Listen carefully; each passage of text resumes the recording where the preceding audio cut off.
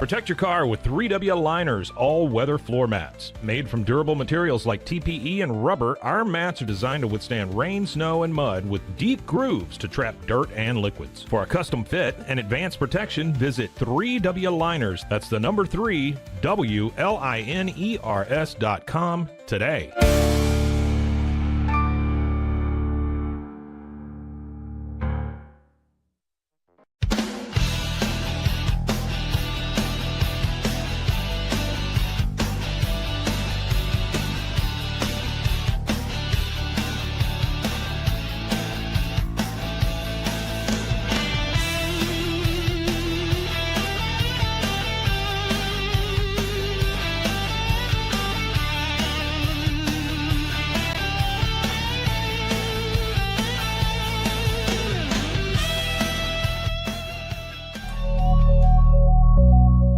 Cases, innovation drives us. Since 2008, we've been creating cutting-edge technology products that make your life easier. With a focus on performance, design, and customer service, we're here to help you work smarter, not harder. Join us on our journey to simplify your world. Visit acasis.com today. That's ACASIS.com today.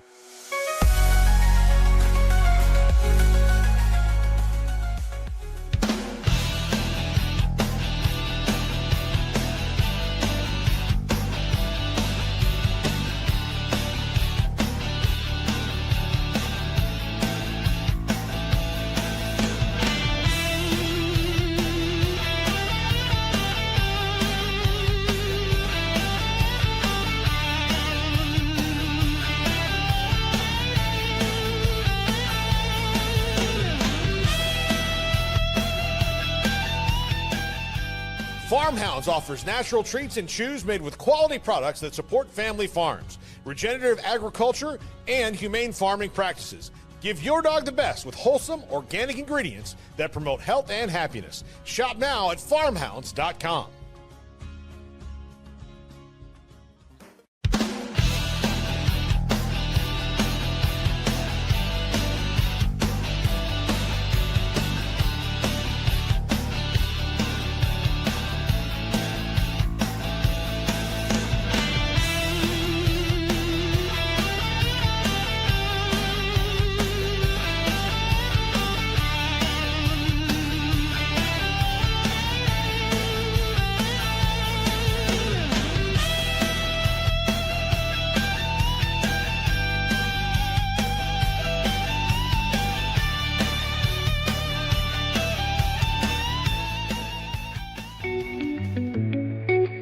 Unlock a world of convenience with Mully Box, your one-stop solution for personalized subscription boxes delivered right to your door.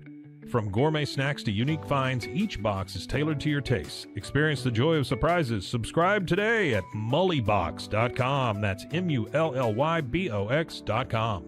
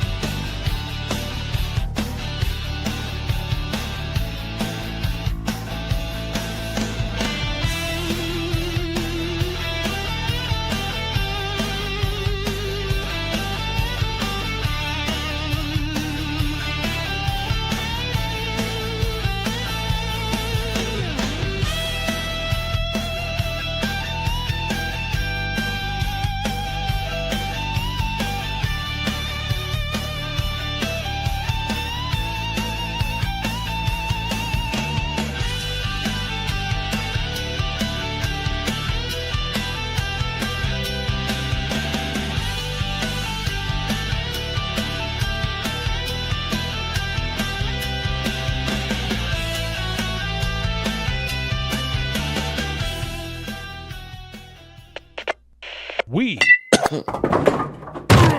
are Rogue Media Sports.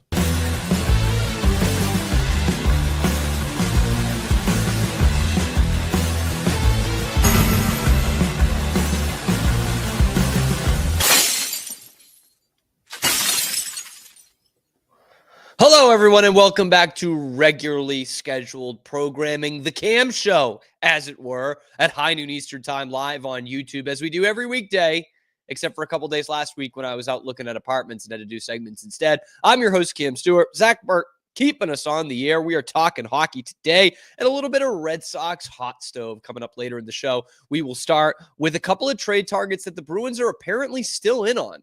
It didn't look like they were as of like a week or two ago, but the news is they could still make a big splash for a young, high-scoring right winger or a young center that could be a huge part of their future. We'll also take a look at the Bruins prospect that's going to make an impact this year that you might not expect. In fact, I don't think many people are expecting this guy, but I've got a hunch that this kid could make the NHL roster at some point in this next Bruins season and could be something of a diamond in the rough. Plus, we will take a look at, of course, the hot stove going on right before the baseball trade deadline. The Red Sox are in on some big moves in a very interesting situation. We'll give you the top 3 trade targets for the Red Sox this trade deadline to get better and make that postseason push. We start with hockey, and I do want to highlight the comment section before we get into this, because I want you guys in the comment section, those of you watching live, get involved in that comment section. Let me know what you think. This is from Veronica. Keep your equine away from her. Veronica Horse Thief. Oof. Go get Connor McDavid. I'm in. Bruins, are you hearing this? Get Connor McDavid. I don't know if anyone else is in on this guy, but go and get him. Apparently he lives in Boston. Didn't know that. That wouldn't make a ton of sense because he plays in Edmonton. It's a long way away. But Bruins, Don Sweeney, if you're hearing this, go get Connor McDavid. I'm in, Veronica. I don't know if anyone else is in. I'm in. Go get Connor McDavid. We start where we start. Let's look at the trades, okay? The Bruins apparently are still in on 2 major trade pieces in this NHL offseason. I thought they might have been out on this, but apparently they are still in. The first name that comes up is Jordan Kyrou, someone who has been mentioned quite a bit as a trade chip throughout this NHL offseason, but nothing has happened so far. Kyrou's a really interesting one. St. Louis is a really interesting case, okay, because they're in a situation where they're looking to get rid of, their highest earner in Jordan Kyrou and probably their most skilled offensive player in Jordan Kyrou, but they feel like they need to do it. They've got young talent. They've got guys like Jimmy Snuggerud. They're looking to get more ice time for some of these guys. They're not trying to tie up all their cap space into someone like Jordan Kyrou. This is where the Bruins come in, because I'm not going to lie to you guys. I thought this was a bit of a long shot, even as recently as like last week. But all the reports are still out there that, hey, we know the Blues haven't done anything yet, but they are still looking to shop Jordan Kyrou, guys. Like, that's the reports now. And this all comes down to waiving a no-trade clause. And that's where I kind of stopped with the Bruins' interest, because, like, who would waive their no-trade clause for the Bruins right now? That seems really silly. And it's not like they have $20 million in cap space of like, oh, yeah, I'll just waive my NTC there and just get a bag. That's probably not going to really happen with the Bruins either. They'll have some cap space next year that they can extend Jordan Kyrou if that were the case. But multiple outlets are reporting that Jordan Kyrou would waive his no-trade clause to come play for the Boston Bruins. Why? Beats the hell out of me. Sure does. But the Bruins need a guy like Jordan Kyrou. The Bruins need offensive skill. All this talk for years now about the Bruins need a center. That's all they need. They need a franchise kind of center. Chase the position. That's what the Bruins did in last year's free agency. They didn't go out and get the best point producer out there, which is what they really needed. They went out and got what they deemed was the best center and overpaid for Elias Lindholm. But really, when it comes down to it, the Bruins need talent. They need offense. They need goals, assists, and points. They don't just need a center. In fact, I saw this great graphic that highlights this entirely. This is from Instagram, Mark Hussey, out here on Instagram. By the way, if you want to follow the Cam Show on Instagram, at the Cam Show, where we post Instagram Reels every weekday. But look at this. Most points by a Bruins right wing since 2015. Of course, it's going to be David Pastrnak, number 1. 833 points in the last 10 years. But how about number 2? David Backes, who hasn't played an NHL game in years. Riley Smith, who would have been on the roster for one of those seasons. Chris Wagner Jimmy Hayes isn't even with us anymore, guys. Like, at all. It's sad. It's brutal. But, like, that's what we're talking about here. Frank Vetrano, Justin Brazeau, Brett Conley, Lee Stepniak, Drew Stafford. 5 of the top 10 guys for most points for a Bruins right winger since 2015 aren't even in the league anymore. Now, I don't think they took into account that Jake DeBrusk played a little bit of right wing. But, like, come on. This is what we're talking about here. They don't just need a center.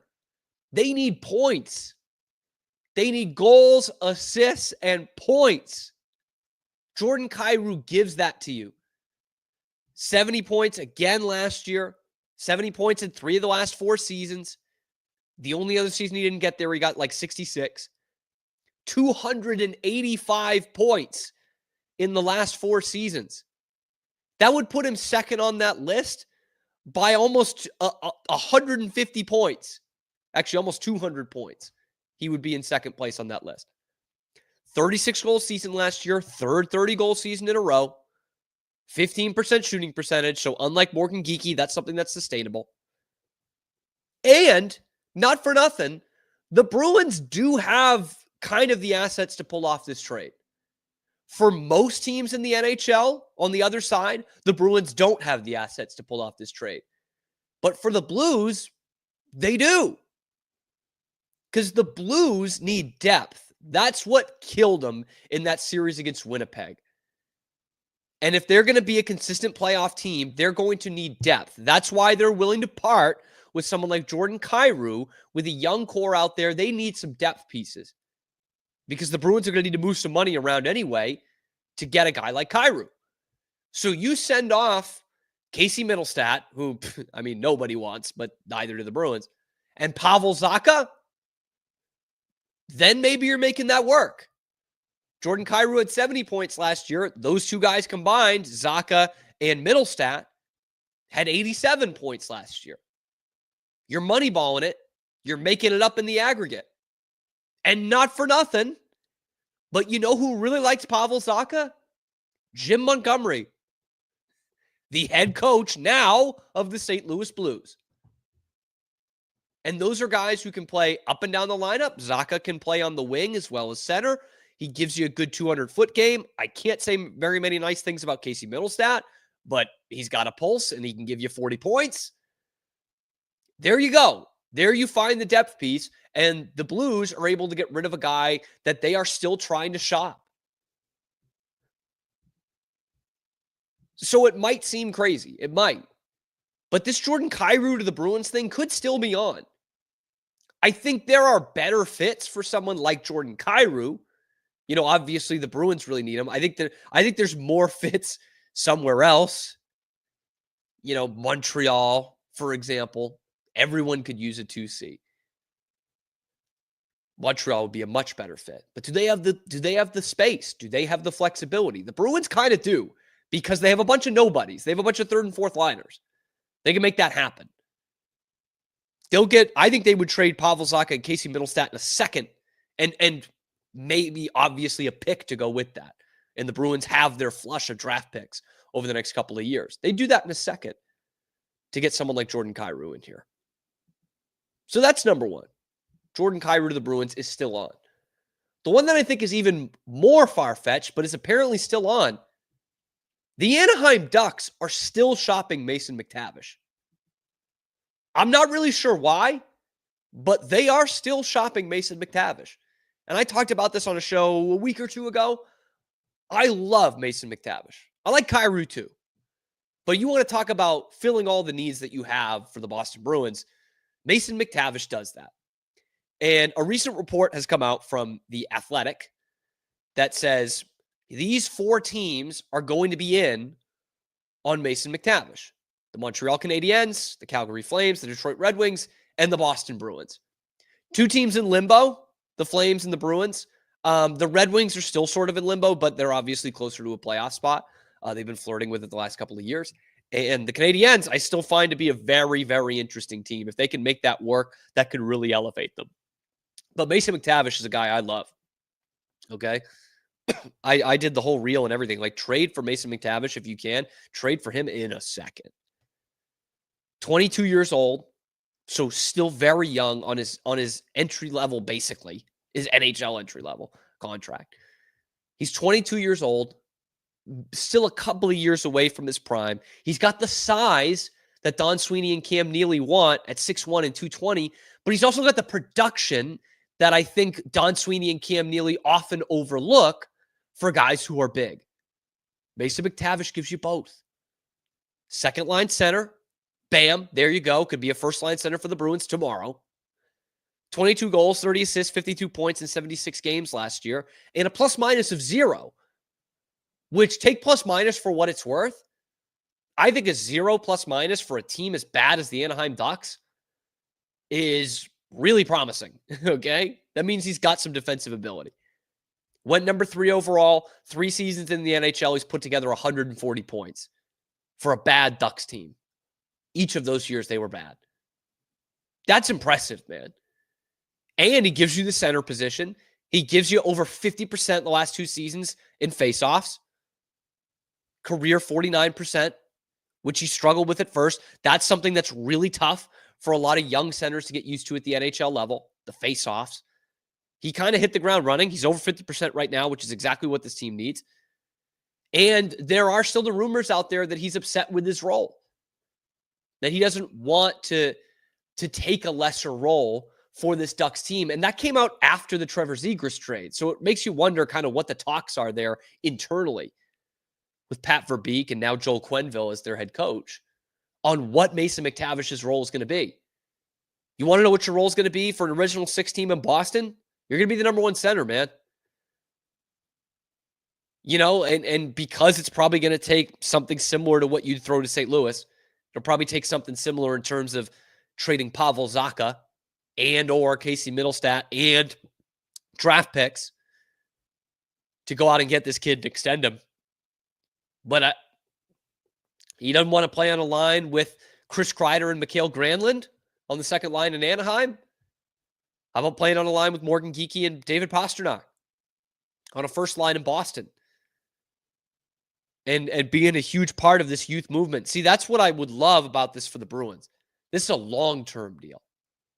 Because again, we all know this. All of you watching this know it, unless you're like super diehard homer here. Like, they're not going anywhere the next 2 years. Unless they go out and do something they haven't done in almost 20 years and get the best free agent on the market and get Jack Eichel next year. They're not doing anything the next 2 years. They're not contending for a Stanley Cup. I think in 3 years at the best, like, everything's going right, you're competing, like truly competing for a Stanley Cup.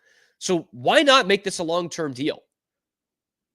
Get Mason McTavish in here, have James Higgins eventually be an understudy, and start to build that roster grassroots, because you got some prospects for the first time. And maybe it takes one of those guys going in the deal to get a Mason McTavish. You know, maybe it's Matt Poitras or Mason Lohrei or Fraser Minten. Maybe it takes one of those guys to get Jordan Kyrou, a guy in his prime. I'd love a Mason McTavish at 22 years old, playing a bit of that rock'em sock'em like you want it, guys, but actually producing points, which is what the Bruins really need. Again, I would do it in a second. I am interested to hear what you guys think in the comment section below. But the fact that Mason McTavish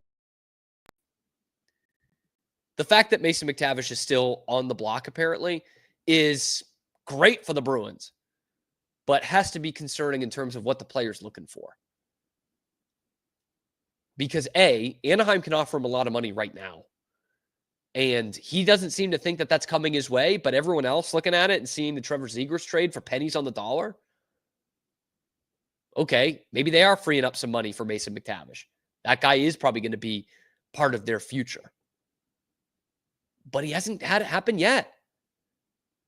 That deal has not been made. And I know everyone's on the golf course right now, but if I'm the Bruins, I got to start kicking the tires here. Kyrou would be nice. I think McTavish is a better fit long-term. Just because of where you are right now, Kyrou's nice for a team that's kind of ready to take that next step. In fact, Anaheim would be a great spot for Jordan Kyrou if they didn't already go out and get two really veteran guys in Mikael Granlund and Chris Kreider. That would be a great spot. Again, I bring up Montreal, a team that made the playoffs last year. They're ready to take that next leap into real contention. Jordan Kyrou would be a good fit for them. But if you're looking at more of this long-term deal, like the Bruins are, with some flexibility, they've got some contracts they're ready to get rid of. They're going to have some cap space next year and are still looking to build a 22, 23-year-old Mason McTavish is probably the answer to that. I'm still surprised he's on the trade market too. Before you get in the comment section and say that, I'm stunned that these guys are still in the trade market. And frankly, I'm stunned that the Bruins are being thrown out into those trade talks for Jordan Kyrou and Mason McTavish through some reputable sources here. The Athletic, Frank Saravalli, for whatever you think about him, he is still fairly reliable. I think it's kind of crazy, but they would both make a ton of sense. But I'm interested to hear what you guys think.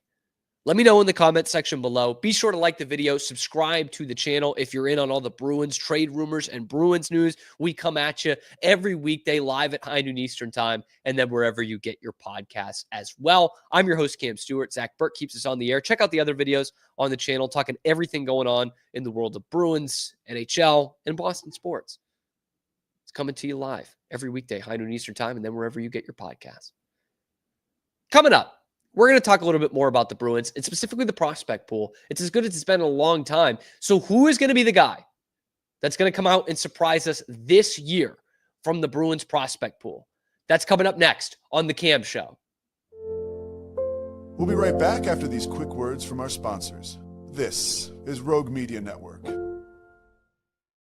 BizChair.com, your one-stop shop for premium commercial furniture that blends quality with affordability. From ergonomic office chairs to durable restaurant seating, we cater to diverse industries including corporate, medical, hospitality, and education. With over 20 years of experience, we offer fast shipping, exceptional customer support, and furniture solutions that stand up to high-traffic environment. Elevate your space with BizChair's vast selection of stylish, reliable, and cost-effective furniture. Visit us today at BizChair.com to transform your business. At Mitzi, we believe the right light can transform any space. Born from a third-generation lighting family, we craft beautifully designed, premium lighting that's made to be affordable. Inspired by Grandma Mitzi's eclectic style, we're on a mission to make high-quality lighting accessible to all. Whether you're updating your space or adding a unique fixture, Mitzi has the perfect design for you. Beautiful, well-made lighting without the high price tag. Discover your perfect light at Mitzi.com. That's MITZI.com. Mitzi. Founded in 1910, Samsonite is the world leader in durable, high-quality luggage and travel accessories. Made to the highest standards, our products won't let you down. We give you the confidence to get out there and explore. Inspired by the past, devoted to the present, and built to inspire a multi-generational future, Samsonite is here to elevate your journey. Travel with Samsonite and pack confidence every step of the way. Shop now at shop.samsonite.com. The grinder mentality that Randy and Brent Habert built into 44 Pro runs deep within our team. Every member shares a passion for the craft, the game, and most importantly, the player. When you step onto the field with a 44 Pro custom glove, you'll feel the difference. It's not just a glove, it's a 44 Pro. Crafted with dedication, made for performance, and built to last. Get your custom glove today at 44pro.com and experience the 44 Pro difference. That's 44pro.com, 44 Pro. And now, back to our show. Back to our show, The Cam Show on Rogue Media Sports Network. It's called that, not because I'm a Cam girl, but because my name is Cam. Cam Stewart, your host. Zach Burke keeps us on the air 5 days a week, live on YouTube, and then wherever you get your podcasts as well. We've talked some hockey so far. We will continue to do so. The crazy Bruins trade targets, Jordan Kyrou, Mason McTavish, still on the table for Boston. Apparently so. We talked about that in the first segment, so if you missed it, it will be up on the YouTube channel as well. Now we shift to Bruins prospects. It's been a long time, but the Bruins actually have some prospects in the system, okay? Development camp actually looked good, like guys who are going to be playing for the Boston Bruins in the next few years. And we know there's some guys who are way off, right? Like the James Hagans. He's a year or two away from being on the team. He's going to go back to NCAA and Boston College this year. And we know there are some of those tweener guys who we should probably see some more ice time for this season. Guys like Matthew Patra, Fabian Lysell, Fraser Minton. And then what? Who are the promising guys who are still developing this year and could possibly make an impact by the end of the season? James Higgins could be on the team for the last couple of games of the regular season. I could see that after a good year at Boston College. Could absolutely see that. But the guy who I think not a lot of people are talking about, who could absolutely be a diamond in the rough for the Bruins all of a sudden, is the one and only Don Sweeney, the Latvian from UMass. This is a really interesting story and a guy who you need to keep an eye out for this year's Boston Bruins. He's only 21 still. He's a 4th-round pick back in 2022, and like I said, played at UMass. Okay, he really didn't do much for UMass in his 2 seasons there. 15 goals, 47 points, playing a little bit on the wing, playing a little bit of center, a lot of center, mostly center, and a little bit on the wing. And he didn't really have a ton of fanfare. He actually played really well as a shutdown center in the World Juniors for Latvia. In fact, Sidney Crosby found him after one of the games, compliment him on the work that he did. Actually, that was at the World Championships. But at the World Juniors, he was terrific for Latvia as kind of this shutdown, top of your PK kind of center. And then after he leaves UMass at the end of the season, signs his entry-level deal, he gets assigned to Providence, end of the regular season, beginning of the postseason. And the guy just goes off like we haven't ever seen him go off before. Didn't see this for Latvia. Didn't see this for UMass. He goes to Providence and has 12 points in 6 games to end the regular season. Now, they put him on the wing. They put him next to Matthew Patra, who obviously has, I think, a good amount of NHL experience at this point. 66 games in the NHL for a guy who's playing in Providence at the end of the year. 3 goals, 9 assists. Took everybody by surprise. And they mentioned they put him there because, there's a lot of responsibility as a professional center, specifically in the Bruins system. They can't produce centers anymore, but there's so much responsibility on these Bruins centers. So they stuck him out on the wing. He probably projects out to be a center still. Okay? He's 6 foot, he's 180, but if you watch the tape, he looks bigger than that. Like, you're like, really? This kid 180? He looks about 6'2", 200. Just my ballpark guess. So he is going to play center for the Bruins long term. And the Bruins really need that. And like I mentioned, they're not, I don't think they're averse to clearing off the books some of the centers they have right now. Guys like Pavel Zacha, guys like Casey Middlestat. Who knows? I mean, if you can get a huge blockbuster deal, would you throw Fraser Minton in there? Probably. But Don Sweeney is going to have an opportunity to make an impact position-wise on the Bruins at some point in this next year. That said, he's obviously going to start the season in Providence. There's still some development that's going to need to come. What is more likely, the 12 points in 6 games that he had on the wing last year, or at the position that he's projected to play, 15 goals and 47 points over 2 seasons at UMass in Hockey East? It's probably more likely that he's a center not producing at that kind of point clip. That said, could the Bruins use a stout defensive center like right now? Yeah, they could. And that's what Don Sweeney projects to be. A third-line center who's probably anchoring your penalty kill and is a defensive monster, can shut down someone on the other side. Hopefully, at some point for the Bruins, it gets so good in the next couple of years that he can maybe even be your second-line center and be primarily a defensive guy. But the Bruins have a need for that right now. So all that to say, while he's going to be in Providence for probably most of the year, if not all the year, if he does kind of take people by surprise the way he did those first couple of weeks with the P Bruins, and his development starts to really ramp up over the first couple of months of the season, like the Bruins could just say, let's try it out. Because at that point, they're going to be 14th in the Eastern Conference. They're going to be averaging a goal and a half a game. And they're going to be like, you know what? Let's just try it. He's already taken people by surprise in his short stint in Providence. Don Sweeney could be that next prospect we see up here. We're going to see Fabian Lysell. We're going to see Fraser Minton. We're going to see Matthew Patra. So maybe there's just a point where there's just too many centers. I think we could also see Patra a little bit on the wing this year too. But maybe at some point you just say, there's too many centers. Like there's no room for Don Sweeney. But in terms of what he can bring you, like just the play style of what he is, then maybe the Bruins just say, screw it, let's try it. Maybe they put Luke Mellis on the wing instead of Patra. They played well together in Providence. Kid's got a nice little shot. It didn't lead to a ton of goals in Hockey East, but he's got some offensive upside. I think for the long term, though, he brings you a defensive forward kind of tenacity that you just don't have right now. Pavel Zacha, nice defensive forward, but nobody on this team's getting Selke votes. Let's not kid ourselves. Don Sweeney, I'm not saying he's getting Selke votes, but he could bring you kind of an aspect that you haven't had over the last couple of seasons. And again, maybe I'm being too negative about this, but I foresee an early spring where the Bruins are not good. And we're screaming like, why is Casey Middlestat continuing to play? Like, we're lamenting the Tanner Jeannot thing, or Sean Corrali, or Michael Asimont.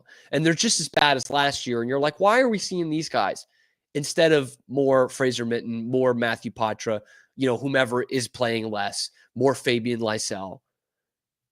And oh yeah, Don Sweeney down there in Providence, he's got 21 points in 25 games. And he's a plus 23, Why don't we give this kid a shot? I think there's a real scenario for that for the Bruins this year. All I'm saying is we've got some diamonds in the rough, hopefully down the path here with someone like Vasek Blenar. But I didn't give Don Sweeney a shot in hell to be a prospect for the Bruins when he left UMass just a few months ago. Now I think you could see him on this team this year. If you're looking for that diamond in the rough prospect that you could see sooner rather than later, Don Sweeney is that guy. Keep that name in there. Maybe it's Andre Gasso, who we don't talk about enough. But Don Sweeney turned a lot of heads last spring. If he continues that development in Providence, oh boy, look out. He could be a future piece, a small piece, an important piece, but a small piece of the future of your Boston Bruins. Let me know what you think in the comment section below. Who are the prospects that you are looking out for on this team? Who do you want to see in this pipeline? Is it some of the far-off guys, Vasek Blenar, Will Zellers, or are you looking more like Andre Gasso? Let us know in the comment section below. Be sure to like the video, subscribe to the channel if you're finally excited about this Bruins prospect pool. And if not, tell us why as well. We are here live on YouTube as we are every weekday, high noon Eastern time, and then wherever you get your podcasts as well. Check out the other videos on the channel, talking Bruins, everything else, Boston sports. I'm your host, Cam Stewart. That's why it's called The Cam Show. Zach Burke keeps us on the air 5 days a week. We want to hear from you. Coming up next, we're going to talk some more trades, but this time it's around the Red Sox. The trade deadline is in 10 days, baby, and they have got all kinds of flexibility and some holes to fill. We'll give you the top 3 trade targets, maybe it's 4, for the Boston Red Sox at the deadline. Coming up next on The Cam Show. We'll be right back after these quick words from our sponsors. This is Rogue Media Network. I don't know, if Bubble wasn't here, I don't know what people would be doing, like making PowerPoints or something. Bubble allows you to make it real and for it to actually work. So I feel like Bubble bridges that gap and being able to give people the opportunity to make their ideas come to life really quickly too. I love that I can sit down and build something the way that I think it should be built and have the control over it. Bubble turns ideas into fully scalable apps. Try Bubble today. Hi, I'm Jo from Face Theory. You're going to want to have a specific goal for your skincare routine. What do you want to achieve? Active ingredients are really strong, and if you're using too many at once, your skin can get overwhelmed. Don't overspend on products. Choose products that have scientific research behind them. At Face Theory, if you're not happy with a product, just say so, just give us a shout and we'll give you your money back, no problem. I know you're gonna love this Kodak Dot Plus printer. You guys just connect it to your smartphone and then you're gonna use the Kodak Photo Print app. It's going to print you a 4x6 photo. I am just in awe. I love how these turned out. Also, the printer comes with a free cartridge of 10 photo sheets. I can assure you, you are going to love this printer as much as my family has. You guys have to check it out for yourself.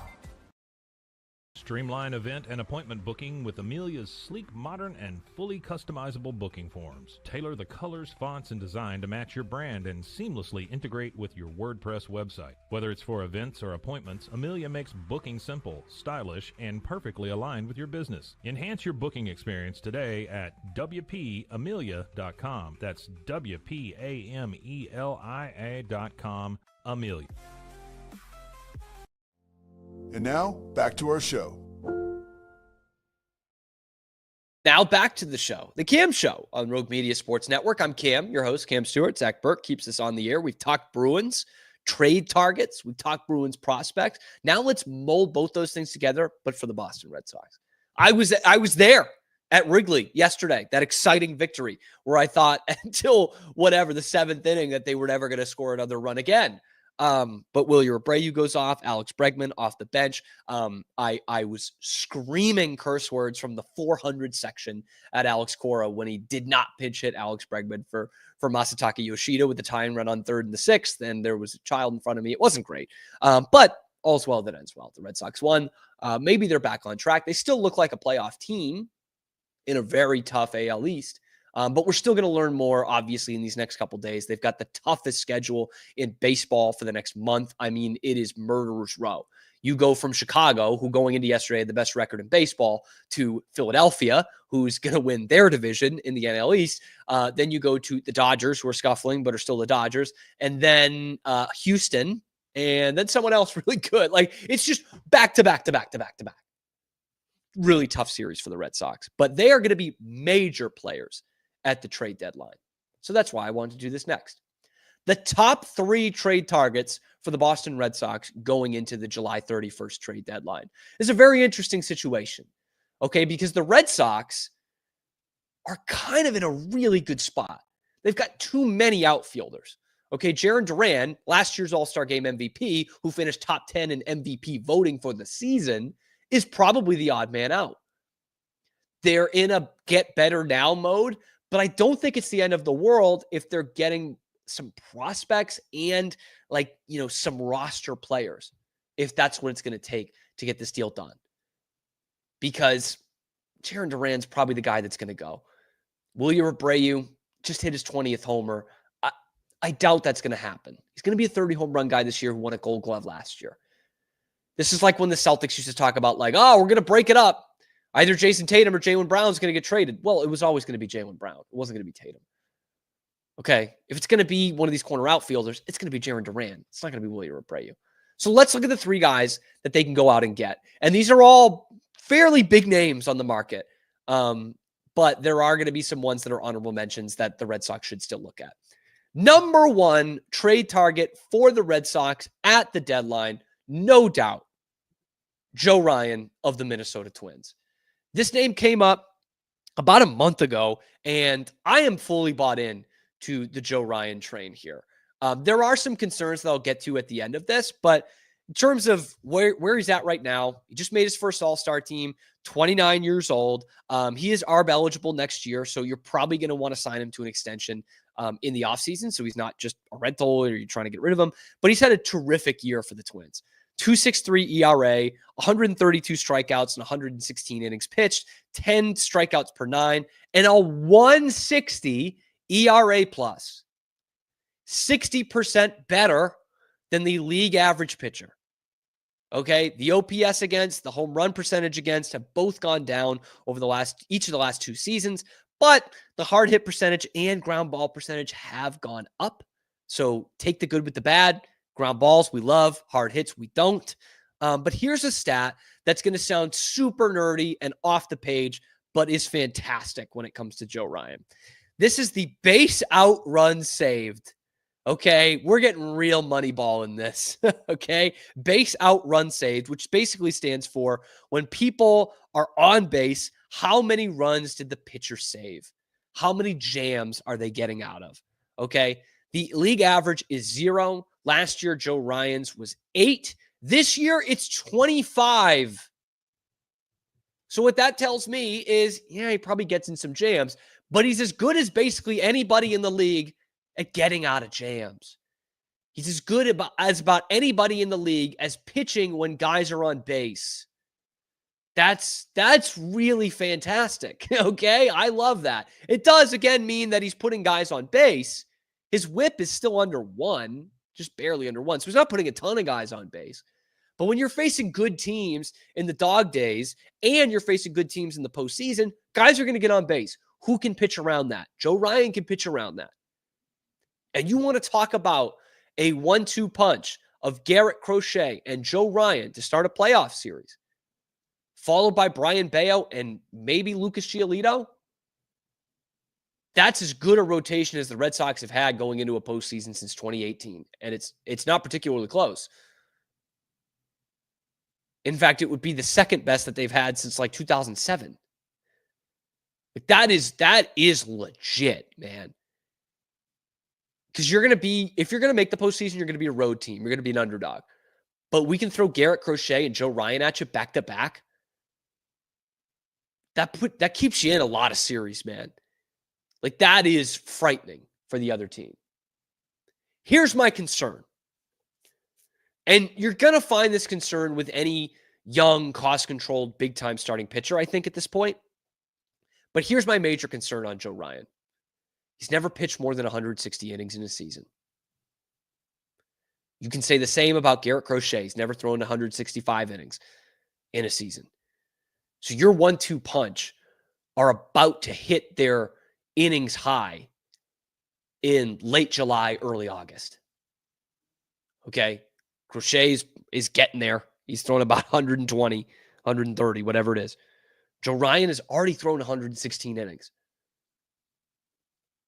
It's concerning. You had the same problem with Tanner Houck last year, and it wasn't terrible to end the season. It wasn't good. But now look at Tanner Houck. He's non-existent. He's not going to pitch for this team this year. He might not even pitch for them again. And if you make a serious investment in Joe Ryan after making a serious investment in Garrett Crochet, and you've got to worry about that, that's a huge deal. That said, I just don't know how many guys you're not going to run into that problem with. I think that might be a necessary evil, a necessary risk to take in 2025. But you add Joe Ryan to Garrett Crochet as a 1-2 punch to start off a postseason series, there's no telling how deep you can get in the playoffs.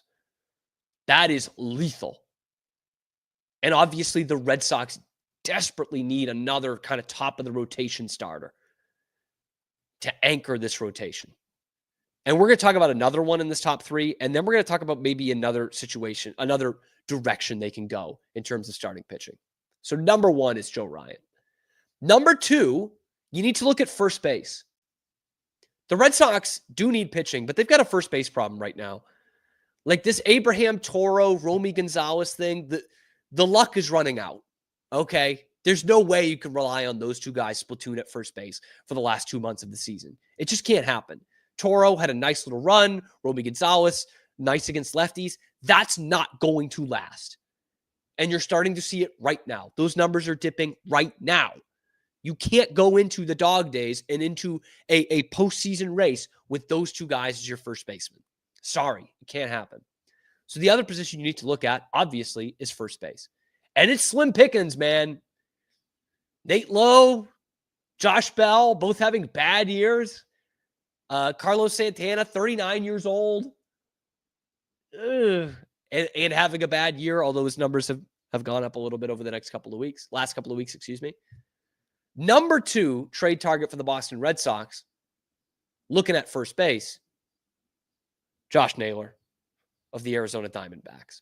Now, he is one of the biggest bats on the market. The Arizona is going to come up again, spoiler alert, and Eugenio Suarez at third base is maybe the biggest hitter on the market right now. It is a seller's market more than a buyer's market in this year's trade deadline. But let's look at Josh Naylor at first base. He's a rental, which you've still got Tristan Casas on your roster, so you don't need more than a rental, really. 814 OPS, 126 OPS plus this year. That OPS plus is the second best of his career. even though his power numbers have gone way down this season. He had 31 homers last year in an all-star season. He only has 31 extra base hits this season. 11 homers. Those numbers have gone way down. 11 homers, 58 RBI, had 31 and 108 last year. So his run production total actually isn't that far off. But obviously the homers are not there. He's not played a terrific defensive first base this year, although he has been a good, solid defensive first baseman in the past. I think you're more worried about what the first baseman brings to your lineup. Like, you can bring on someone like Romy Gonzalez or Abraham Toro, who have been just fine defensively at first base, if you need someone in the later innings. But there are some concerns around Josh Naylor. His barrel rate has gone down.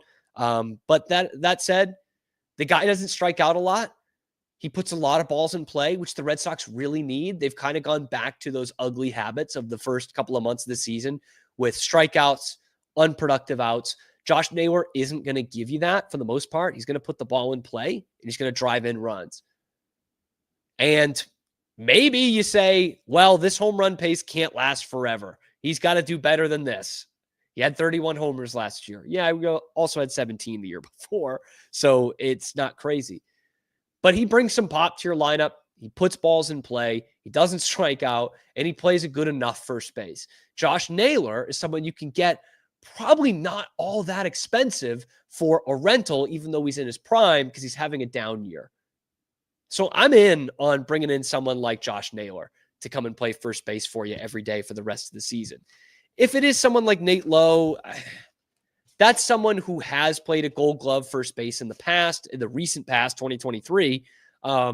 Hasn't having a great year right now, both in the field and at the plate, but is probably still a better option than that platoon of Abraham Toro and Romy Gonzalez, just because we know this guy has been an everyday first baseman in the major leagues for a long time, and has done it for some good teams, won the World Series in 2023. So Josh Naylor, Nate Lowe, we'll see.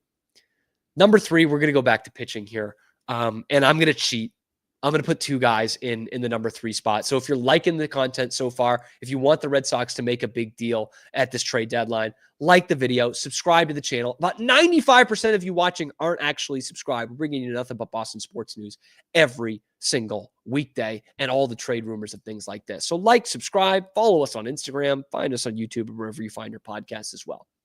Number 3, I'm cheating. I'm putting 2 guys here, okay? The number 3 trade targets for the Boston Red Sox at the trade deadline, looking at Arizona, Zach Gallen or Merrill Kelly.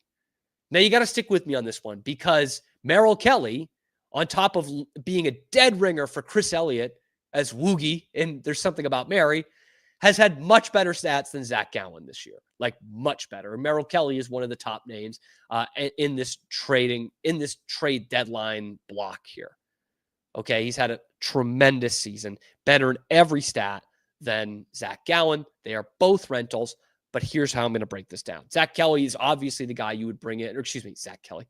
Merrill Kelly is the guy that you would bring in to be your number 2 or potentially number 3 starter to roll with in a playoff series. Old, he's like 36, and he is a rental, but this year, 3.32 ERA, 1.28 ERA plus, 8 strikeouts per 9. They're actually both at that number, that latter number. And so he will probably be pretty cheap.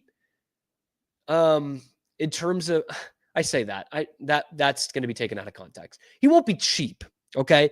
But he'll be cheap versus what you would normally pay for a starter at these kind of numbers at this point in the season, because he is a rental and at his age.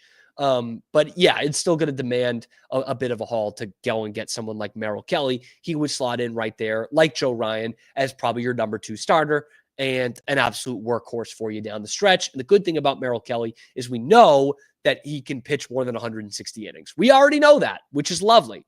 The other guy is Zach Gallen. Zach Gallen is not having a good year. In fact, this is potentially career on the line for a guy like Zach Gallen. But this is a really intriguing one, because there is a school of thought where you roll with, the idea that Lucas Giolito is going to continue to have a good, solid season. Coming off a major injury, he's not just going to give you a good first half, but he's going to give you a good full season. And Brian Bayo, although he didn't have a terrific start on Saturday, still a quality start and has been better. I like the way Brian Bayo's been pitching the last couple of weeks. If you get Giolito and Brian Bayo continuing the way they have the last month or two here, then there is an idea that you're actually going out for more of a depth starter, kind of the way you did with Jake Peavy in 2013. That was a huge move for that World Series winning Red Sox team. You were going into the dog days of August and September, and you didn't know who was going to make those starts. Jake Peavy was not lighting it up, but he was giving you good professional starts for 2 months out of that season. Zach Gallen could potentially give you that. The numbers are not great this year. 5.40 ERA, 79 ERA plus. So he's been way down below the league average pitcher, 4.80 FIP. But there's two things I like about Zach Gallen. First off, he's got something to prove. He was in line to get like a 7 or 8 year mega deal going into this season at his age 28, 29 season. He was set to make big money going into this year long-term. 7, 8 years, top of the line, top of the market kind of money. And he didn't. He took a 1-year deal to avoid arbitration, $13.5 million, and he's paying for it. He's sucking right now. So Zach Gallen, monetarily, financially, his career is on the line going into the second half of the season. Or else he's going to be signing Walker Buehler contracts, and who knows what comes of that. If it's anything like the Walker Buehler contract, it's not very good. And the other thing I like about him is he has done it in the past. He was an ace on a team that made the World Series 2 years ago and was one of the brightest young pitching prospects in all of baseball, Zach Gallen. Kind of like Sandy Alcantara, who's won a Cy Young Award, who is also on the trade block with an ERA in the 7s. These guys, their careers are on the line here. And Zach Gallen has done it before. Is he going to come in and give you Joe Ryan numbers? Is Zach Gallen going to come into this rotation and give you a 2.5 ERA for the next 2 months? Probably not. But if he gives you a 3.5 ERA, 3.8 ERA, maybe even a 4 as your number 4 starter and eats innings and keeps you in games, that might also be worth it for the Red Sox. And he's not going to cost as much as Merrill Kelly. He's not going to cost as much as Joe Ryan. Because the thing here with any of these deals is neither of these two teams are really clamoring for Jarren Duran. That's San Diego. That's Philadelphia. You'd have to get a third team in on that deal. Not uncommon, but you're not dealing directly with these two teams for a Jarren Duran deal. So that's where it becomes pretty interesting. Of course, the Red Sox should have interest in Joe Ryan and Josh Naylor and Merrill Kelly, but those teams aren't looking for a corner outfielder. The teams that are also playoff teams. They're not giving up even rentals. They're giving up prospects, which you could use, no doubt, but then you don't have a trade piece. Wilyer Abreu's not that trade piece. I would love for Masataka Yoshida to be that trade piece, but he's not garnering you anything close to that. Joe Ryan or Merrill Kelly. The other name that's being thrown around is still Sandy Alcantara. I don't know, man. That ERA's in the 7s. He's not having a good year, and I don't know that you just come in and Andrew Bailey's the guy to fix you. I doubt that, man. Seth Lugo, kind of the same thing, having a tough year. I don't know that Andrew Bailey's the guy that saves you. And you could say that about Zach Gallen too, who I pitched out there. But you're not bringing in Sandy Alcantara to be your number 4 starter, I don't think. Anyway, let me know what you guys think in the comment section below. What do the Red Sox need to go get? Who is the guy that's at the top of your list? And who are you willing to part with? Is it Jarren Duran? Is it Wilyer Abreu? Let us know in the comment section below. Be sure to like the video, subscribe to the channel if you are excited about this Red Sox trade deadline. And you can find us here every weekday live at high noon Eastern time on YouTube and then wherever you get your podcasts as well. Check out the other videos on the channel, talking Red Sox, talking a lot of Bruins, and talking everything going on in the world of Boston sports. We'll even have some Patriots talk tomorrow. I'm your host, Cam Stewart. Thank you to Zach Burke for keeping us on the air. And thank you guys for tuning in. We will see you tomorrow on another edition of a little ditty that we like to call The Cam Show.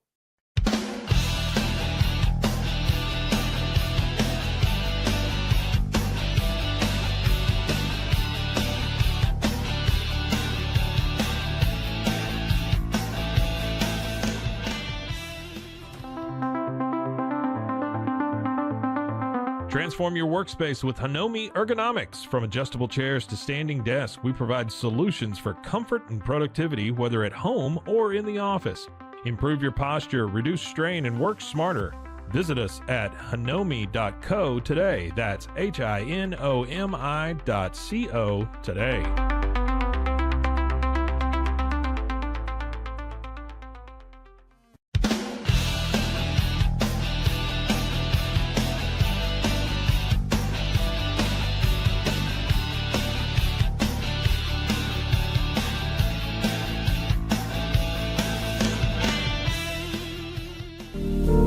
Experience the future of secure private cloud storage with Internex. Protect your files with end-to-end encryption, ensuring your data stays private and accessible only to you. Enjoy seamless, fast storage without compromising security. Visit Internex.com today and take control of your digital life. That's INTERNXT.com today.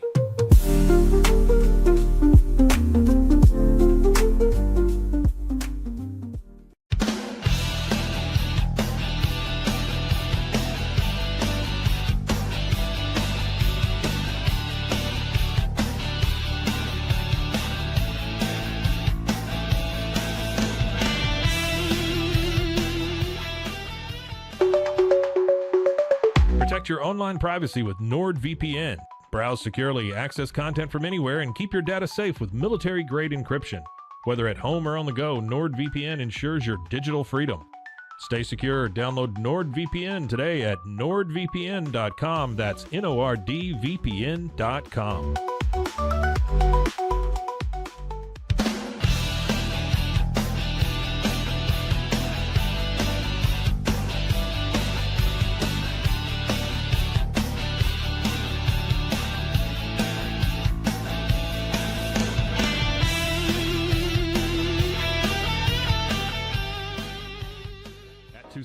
We understand that maintaining a healthy lifestyle can be challenging, especially in today's fast-paced world. That's why our mission is to make fitness accessible to everyone, anywhere. Committed to excellence, we adopt a user-centric approach guided by ergonomics and medical science. With a team of seasoned professionals in R&D, design, and manufacturing, we prioritize quality across our entire product line. Visit TwoSains.com today and start your journey to better health. That's TOUSAINS.com.